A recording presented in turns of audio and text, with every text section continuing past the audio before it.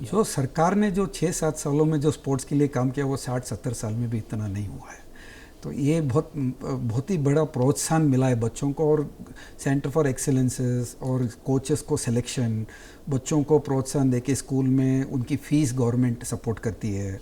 और हमारे यहाँ एडमिशन होते हैं और कोच को सेलेक्ट करते हैं तो उसको 6 लाख रुपया गवर्नमेंट फ़ीस भी देती है। तो सारी सुविधाएं गवर्नमेंट ऑफ इंडिया ने बच्चों के लिए ये स्पोर्ट्स को प्रोत्साहन और इनकी जिज्ञासा बढ़ाने के लिए, ताकि ये नेशनल लेवल पे और इंटरनेशनल लेवल पे काफ़ी भारत का नाम रोशन करें। तो ये बडिंग यंगस्टर्स को गांवों से, रूरल एरिया से, स्टेट लेवल से या जूनियर लेवल से, इसकी एक ऐसी व्यवस्था बनाई है गवर्नमेंट ऑफ इंडिया ने, जो अब आज वेबसाइट में जाते हैं उनकी सारी स्कीम्स को समझ में आता है। तो हमने भी काफ़ी फ्री एडमिशन्स दिए स्पोर्ट्स बच्चों को, बट जब भारत सरकार जब साथ में हो गई और स्टेट गवर्नमेंट साथ में हो गई तो ये 100 गुना ज़्यादा काम नेक्स्ट 10 सालों में हो सकता है, ऐसे मेरी मान्यता है।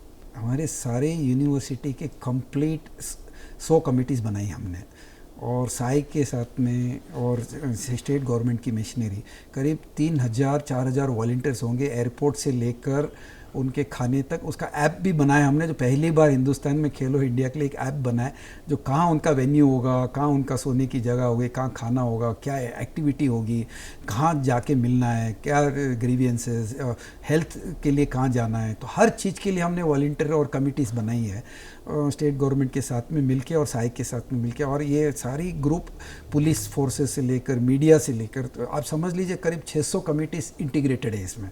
और ऐसा इवेंट एक ओलंपिक में जो होता है काम, उतना सक्रिय रूप से ये काम हो रहा है।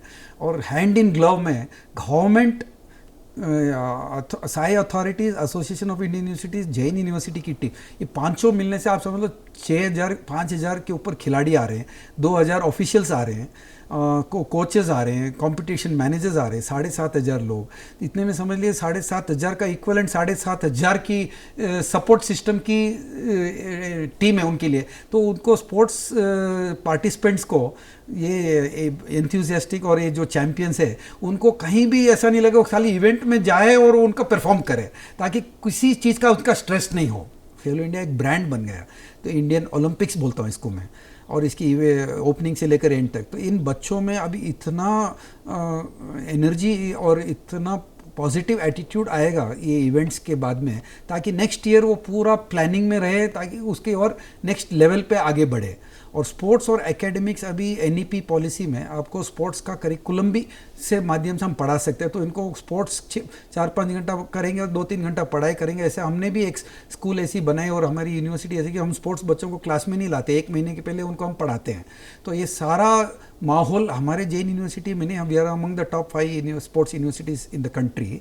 The possibilities of youngsters getting highly inspired and participate in this competitive events of solo games and team games will become very high। और 2032 तक मैं 20 से 40 गोल्ड मेडल का आशा रखता हूँ। हमारे जैन यूनिवर्सिटी से पक्का विश्वास कि 2 गोल्ड मेडल तो हम ओलंपिक को इंडिया को देंगे। और पूरे भारत की यूनिवर्सिटीज़ और अपने स्टेट्स गवर्नमेंट सब मिलके 40-50 गोल्ड मेडल, तो मेरी जिज्ञासा 2032 तक तो मेरे को आशाएं दिखती है। बिकॉज ये माहौल इकोसिस्टम 6-7 सालों से जो बना, अब इसका एक सिस्टम बन गया और एक कंटिन्यूटी हो गया। सरकार भी साथ में, भारत सरकार भी और स्टेट गवर्नमेंट भी इसको इंटीग्रेट कर रही है। तो it is public private partnership.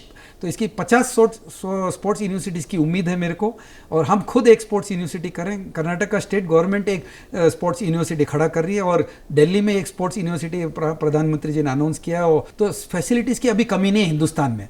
अभी सिर्फ ये इकोसिस्टम को स्कूल लेवल से, इसको ग्रास रूट लेवल से होम ग्रोन टैलेंट्स को क्रिएट करना है। I would like to tell them, you have come into a right place of Khelo India event. This has created a concept in your mind, and you have to look forward only to perform.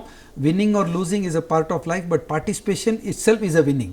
So since you have already entered this arena, आप इसमें अपने sports का आपने जो choose किया है vocation, इसको आप 5-10 साल 15 साल की मेहनत में भारत का भी नाम रोशन कीजिए। आप इंटरनेशनल लेवल, नेशनल लेवल, और अच्छे इंसान आप बनोगे कि स्पोर्ट्स एक पॉजिटिव एटीट्यूड करता है इंसान को। तो जब fitness, mental fitness, physical fitness, तो मेंटल टफनेस आती है, तो आपके इंटरेस्ट भी बढ़ता है, पॉजिटिव एटीट्यूड भी बढ़ता है।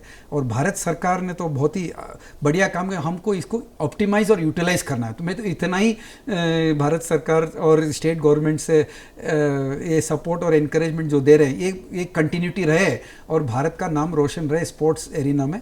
We become one of the best sporting country in the world.